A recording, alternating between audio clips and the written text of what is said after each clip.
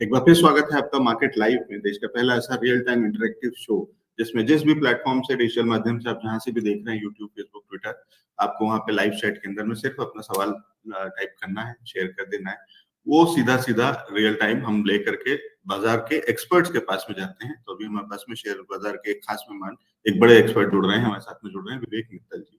देश का बड़ा नाम है क्रिप्टो शेयर बाजार की दुनिया में और बाजारों को बहुत अच्छे से समझते हैं। युवा एनालिस्ट हैं लेकिन एक्सपीरियंस बहुत ज्यादा है और उस एक्सपीरियंस और उस पढ़ाई के बूते वो एक बहुत अच्छे तरीके से बाजारों को समझते हैं। सर बहुत स्वागत है आपका शो पे। गुड मॉर्निंग विवेक जी। शुक्रिया अलेक्स सर, और खास तौर से इस कॉम्प्लीमेंट के लिए कि मैं युवा एनालिस्ट हूँ।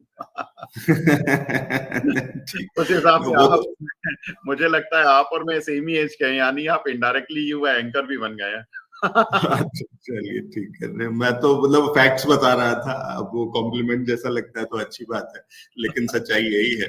और बाजार भी सर उसी तरीके से एक बहुत यूथफुल एनर्जी के साथ में काम कर रहा है। तेजी तो वैसे ही दिखा रहा है, कभी ऊपर कभी नीचे, बहुत ऊपर नीचे उछल कूद मच रही है। क्या करना चाहिए? वो कितना डरा रहा है या कितना मौके दे रहा है?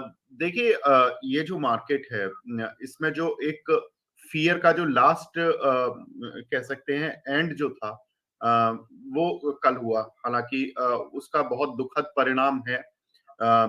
यूक्रेन में जो एक उनके साथ हुआ, कि रूस की सेना ने आकर जिस तरह से हमला किया है और सब कुछ हो रहा है। अब वहां पे लास्ट पॉइंट क्या बचता है कि सभी को पता है कि एंड रिजल्ट यही है कि यूक्रेन हार जाएगा, वहां पर रिजीम चेंज हो जाएगा और रूस अपना राष्ट्रपति नियुक्त कर देगा। तो यूक्रेन एक स्वतंत्र एक मतलब माफ कीजिएगा, रूस के आधिपत्य में रहकर काम करेगा। तो ये एक अब मार्केट ने फैक्टर इन कर लिया है। दूसरा कि जो मार्केट को पॉजिटिव दो चीजें लगी।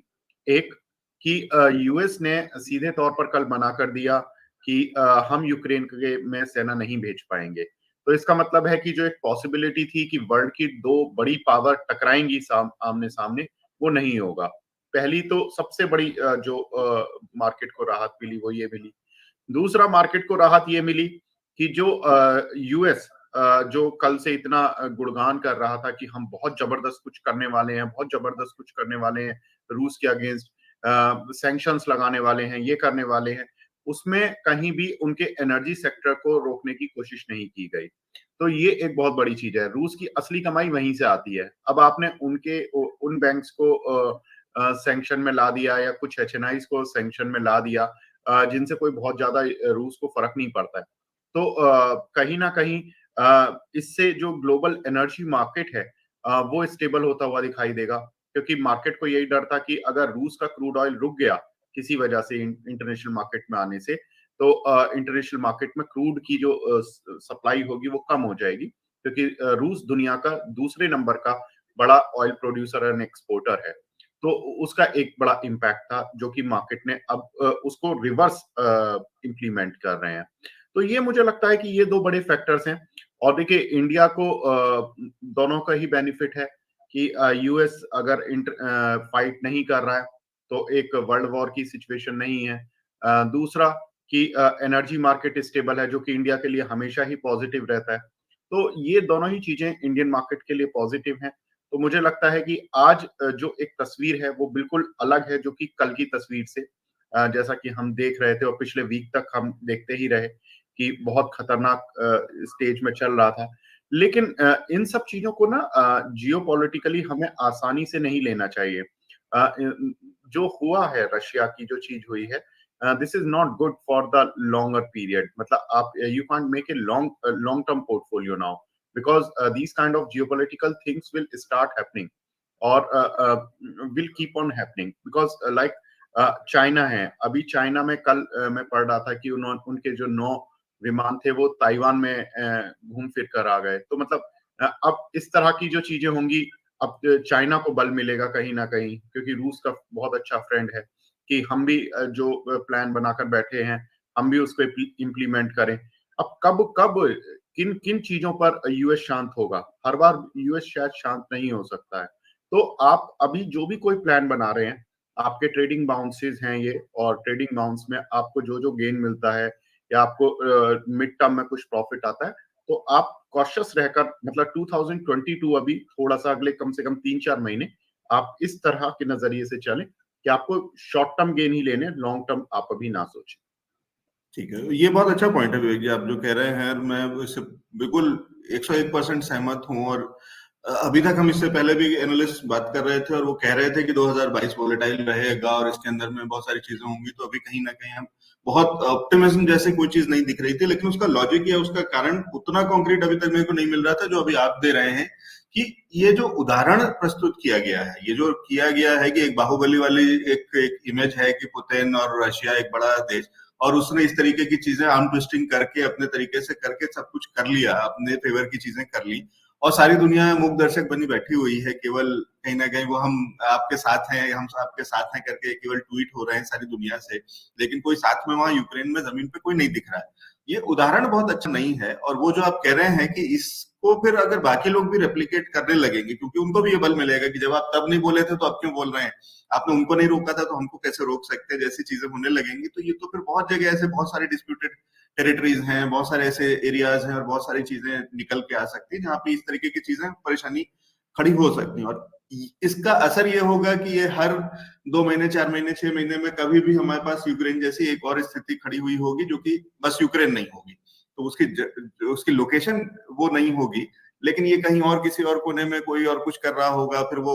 तो कहीं भी कुछ भी हो सकता है कि फिर आप पीओके तक भी आ सकते हैं, आप अफगानिस्तान में कुछ और चीजें हो रही होंगी, फिर कहीं सऊदी में और गल्फ में बहुत सारे ऐसे एरियाज हैं जहां भी बहुत सारे डिस्प्यूट्स हैं, छोटे छोटे इंटरनल है, सूडान और वो वाली चीजें।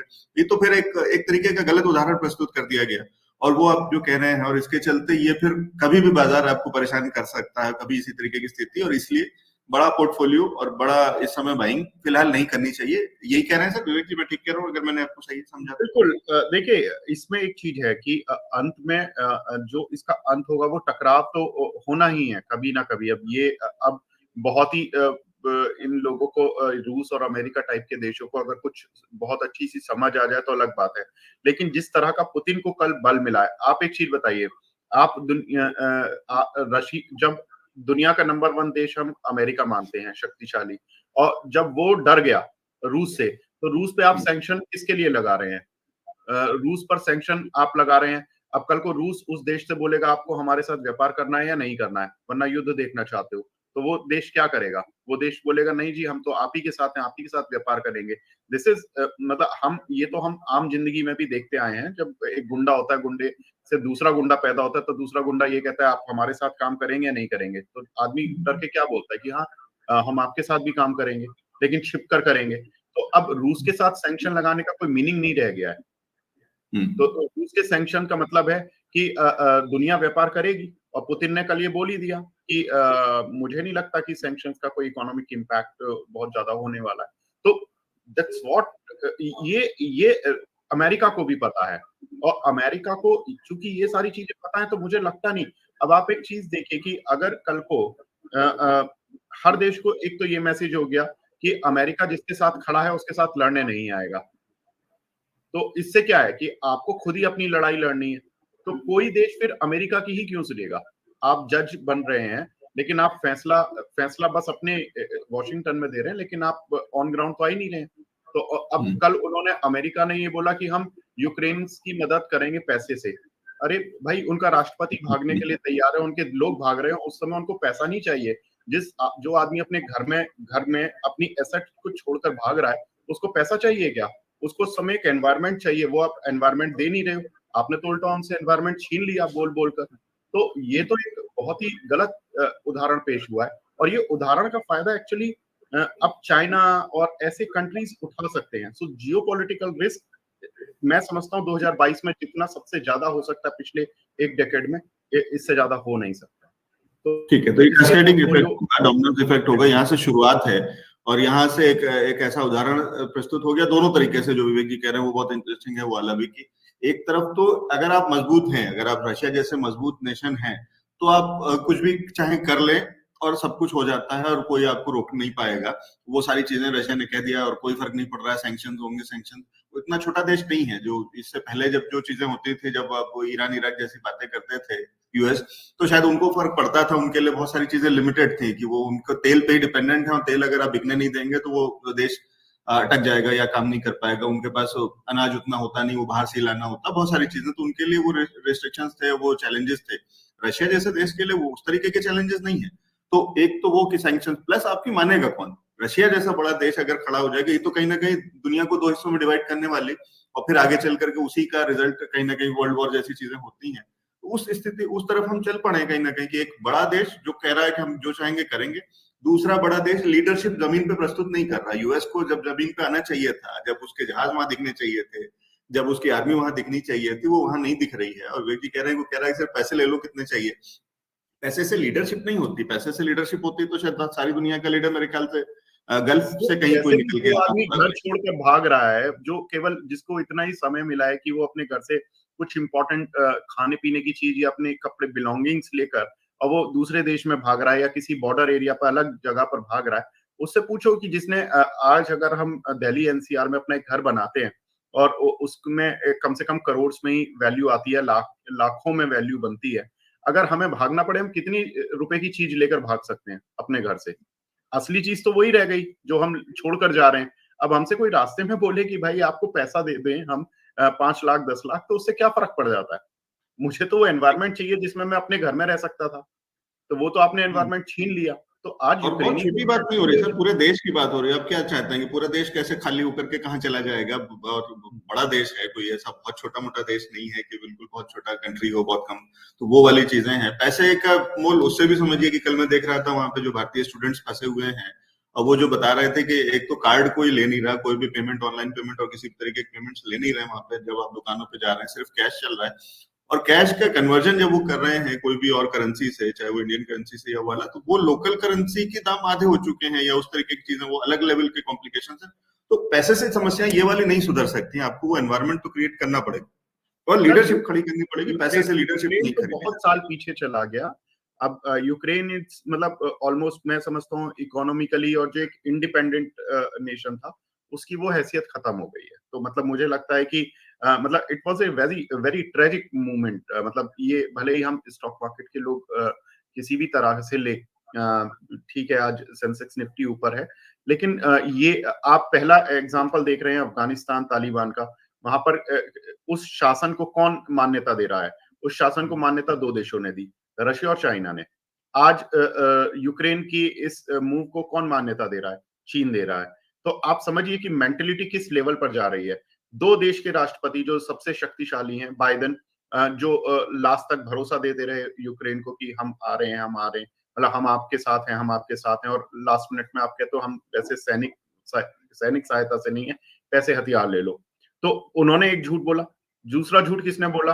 पुतिन साहब ने, जो बोल रहे थे कि मैं तो आक्रमण करने के प्लान ही नहीं कर रहा। मैं हमारी तो सेना बस टेस्टिंग कर रही है, और बुरी तरह से आक्रमण किया उन्होंने। तो 2 जब देश के इतने शक्तिशाली नेता जब इंटरनेशनल मंच पे एक तरह से साफ तौर पे एक झूठ बोल रहे हैं, तो there is no level of politics और एनीथिंग। मतलब you can't rely on these datas. भरोसा उठ गया है, साख कुछ नहीं रह गई, ना नाटो कहीं दिखाई दे रहा है, ना यूएन कहीं दिखाई दे रहा है। और चीजें जो जैसे चाह रहे हैं, जो ताकतवर है वो अपनी ताकत का प्रदर्शन कर रहा है और उस ताकत के बल पे वो आगे बढ़ता जा रहा है। और उसके साथ में उसको काउंटर करने के लिए जो दूसरे ताकतवर देश हैं, वो चुपचाप बैठे मूक दर्शक बने देख रहे हैं। तो ये कोई एक अच्छा, जो एक अच्छी, एक आइडियल स्टेट जिस दुनिया की हम जिसकी कल्पना करते थे और जो हम भरोसा करते थे कि ऐसी कोई सिचुएशन होगी तो यूनाइटेड नेशंस और नाटो और ये इस तरीके की संस्थाएं इसीलिए बनती थी, इसीलिए ये सारी चीजें खड़ी करी गई थी, उनका कहीं कोई अस्तित्व या कोई भी एक्टिव रोल नहीं दिख रहा है। विश्वजीत दास जी जो एक एडेड इन्फॉर्मेशन कह रहे हैं कि 45 लाख की पॉपुलेशन है यूक्रेन की।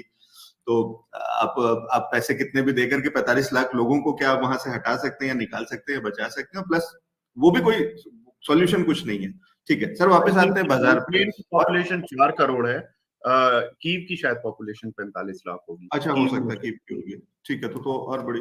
ठीक है, मैं वापस आ रहा हूँ और वो बात समझ में आ गई कि आप ये कह रहे हैं कि ये जो हुआ है सिर्फ एक बहुत ही टेम्पररी रिलीफ है। जब लार्जर पिक्चर देखते हैं तो ये बहुत खराब उदाहरण है, और आगे चल के इसकी वजह से फिर ऐसे बहुत सारे जितने भी कॉम्प्लिकेशंस हैं, और मैं उसमें अगर जोड़ूं तो शायद फिर तो तिब्बत का मसला भी आ जाएगा, फिर ताइवान तो है ही आप जो कह रहे हैं, और फिर कहाँ तक चीजें खराब हो सकती हैं, यू कैन ओनली इमेजिन। मतलब क्योंकि फिर तो किसी को भी कहीं पे भी कुछ आइडिया मिलेगा ना कि हम भी ट्राई करें, तो कोई भी पुतिन को फॉलो करने के लिए कि मैं भी स्ट्रांग लीडर बनूंगा और बन के दिखाऊंगा या करके दिखाऊंगा, तो पता नहीं कहाँ कहाँ किस दुनिया के अंदर में ऐसे बहुत सारी डिस्प्यूटेड जगहें हैं और वो वाली चीजें शुरू हो सकती हैं।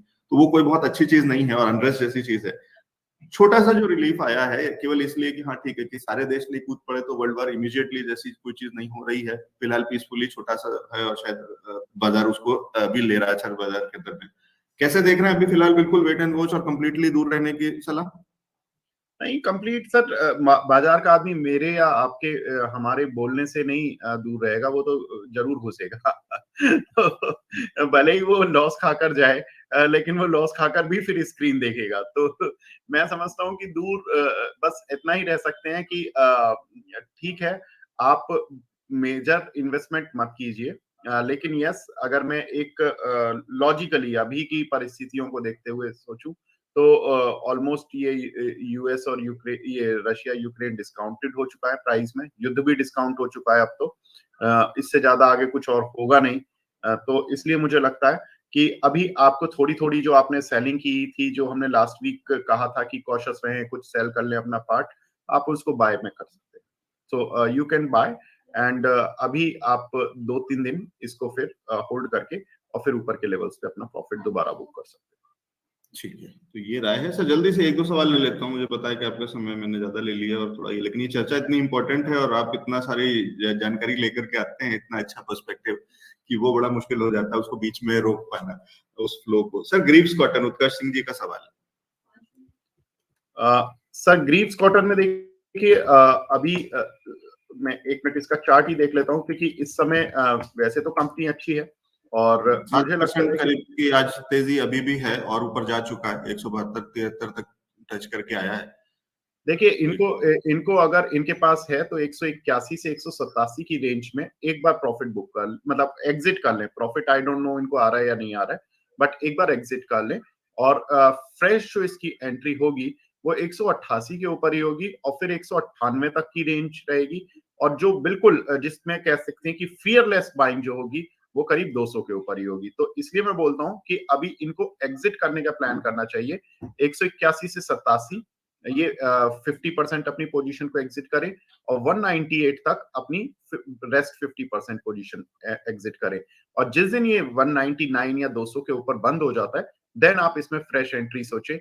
अदरवाइज नीचे आने पर जैसे कि ये जो कल लेवल आए थे करीब 160, 170, 165 के, वहां पे आपको दोबारा शायद मौका मिल जाए, और ये मौका आपको शायद मार्च में मिलेगा।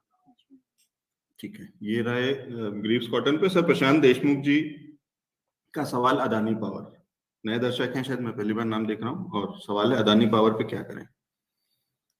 देखिए, अदानी पावर एकमात्र ऐसी कंपनी है जो कि अदानी ग्रुप में मुझे लगता है अंडर वैल्यू चल रही है, तो इसमें किस मतलब बाय कर सकते हैं, अभी भी कोई प्रॉब्लम।